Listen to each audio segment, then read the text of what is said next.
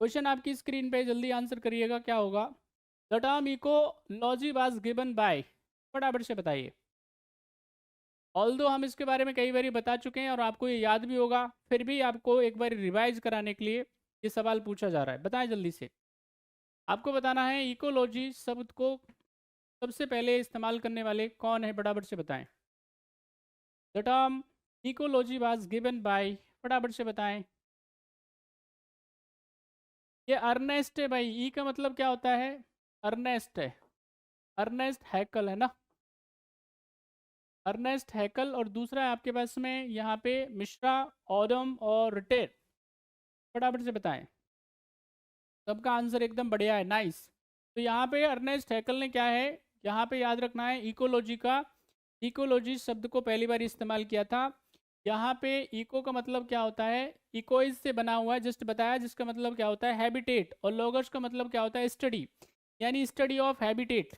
जहाँ पे जीव जंतु स्पीसी रहती है, निवास करती है, पेड़ पौधे पाए जाते हैं, उसको स्टडी करना, उसको उसके बारे में जानकारी हासिल करना ही क्या है? इकोलॉजी होती है। इसकी आवश्यकता क्यों पड़ती है? क्योंकि हमको क्या करना है? एनवायरनमेंट को कंजर्व करना है, हमको उसको क्या करना है? इन्हांस करना है। तो हमको जब तक ये नहीं पता होगा कि कौन सी स्पीसी कौन से हैबिटेट में अच्छे से ग्रो कर सकती है, उसमें अच्छे से सरवाइव कर सकती है, तो हम उसके बारे में फिर काम नहीं कर पाएंगे।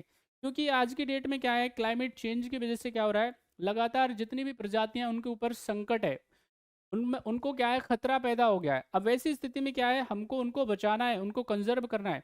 तो हमको उसके आवास के बारे में, हैबिटेट के बारे में अच्छे से पता होना चाहिए। लेट से मैं आपको कोई एग्जांपल देता हूँ। जैसे आप अपना घर बनाना चाहते हैं, तो आपको आसपास पता होना चाहिए कि भाई ये जो जगह है, क्या ये ऐसा एरिया तो नहीं है कहीं इस ये अर्थक्वेक जोन तो नहीं है, क्या यहाँ पे लगातार अर्थक्वेक तो नहीं आते रहे हैं? हमको पता होना चाहिए क्या ये वो एरिया तो नहीं है जहाँ पे कभी वॉल्केनिक इरप्शन हो सकता है। हमको पता होना चाहिए क्या ये वो एरिया तो नहीं है जहाँ पे कभी साइक्लोन वगैरह आ सकता है। तो मतलब हमको क्या करना पड़ेगा? देखना पड़ेगा। और तमाम चीज़ें कैलकुलेट करने के बाद ही फिर हम क्या करेंगे? पैसा लगाएंगे, घर बनाएंगे, है ना? अभी बहुत सारे लोग हैं जो पहाड़ों में रहते हैं, और वहाँ ऐसी जगह पे घर बनाएंगे, बिल्कुल जहाँ पे पहाड़ की तराई है। क्या होगा भाई? आज नहीं तो कल क्या होगा? वहाँ पे लैंडस्लाइड की घटनाएं होंगी, और क्या होगा? मुश्किल होगी। हिमाचल प्रदेश में, उत्तराखंड में, हिमाचल प्रदेश में अभी आपने पिछले 2-3 महीने पहले देखा होगा, कई सारे लोग जो है उनके घर जो है वो ढह गए, है ना? लैंडस्लाइड की वजह से कितने लोगों को अपना जान से और अपनी संपत्ति से, प्रॉपर्टी से हाथ धोना पड़ा। तो इसलिए हमको क्या है, इसकी ज़रूरत होती है पढ़ाई लिखाई करने की, इसके बारे में जानकारी करने की। The Ernest Haeckel is the right answer. Father of ecology बोला जाता है अर्नेस्ट हैकल को। कमेंट करके बताइएगा पहली बाजी उन्होंने ये टर्म कब इस्तेमाल किया। सारे बच्चे ईयर बताइएगा। Next question on your screen is, करिए आंसर। आपको बताना है what percentage of energy is converted into the chemical energy by the photosynthesis. क्या है सही answer?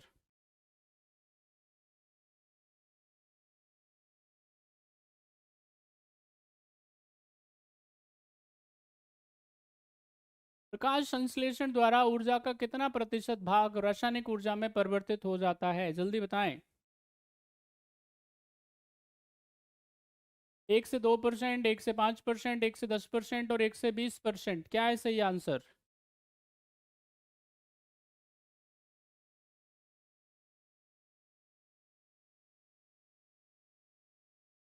Waiting for your answers. Good, nice भाई ज्योति, बढ़िया है आंसर आपका, बिल्कुल सही जवाब है। करिए आंसर भाई जल्दी सारे बच्चे।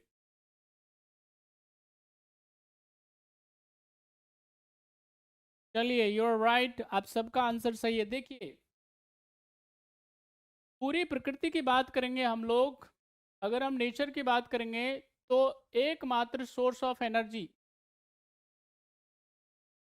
अगर हम बात करेंगे किसके बारे में? ऊर्जा के सोर्स के बारे में, एनर्जी के सोर्स के बारे में बात करेंगे, तो प्रकृति में ऊर्जा का जो स्रोत है उसका नाम क्या है? उसका नाम है सूर्य भगवान, है ना? सूर्य नारायण जी क्या है? एनर्जी के एकमात्र क्या है? सोर्स हैं।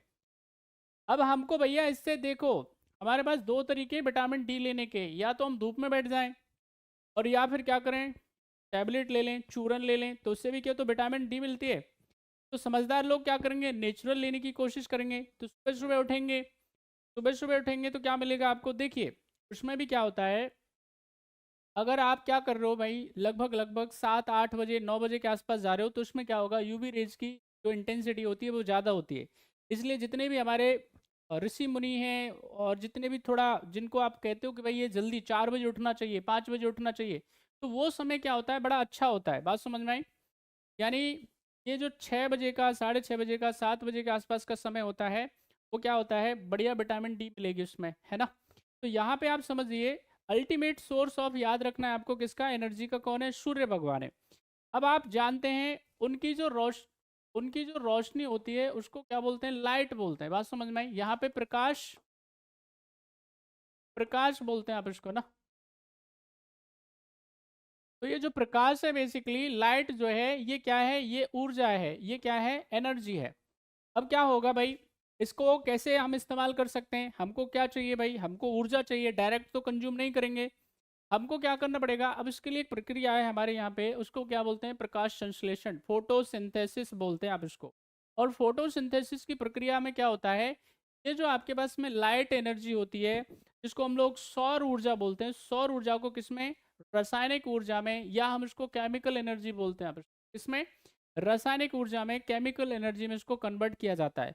लेकिन कितना, केवल और केवल याद रखना है, 1 से 2% ही ये हो पाता है। आज समझ में आ रही कि नहीं आ रही है? तो इसका जो सही आंसर है वो क्या है, A is the right answer. ठीक है कि नहीं?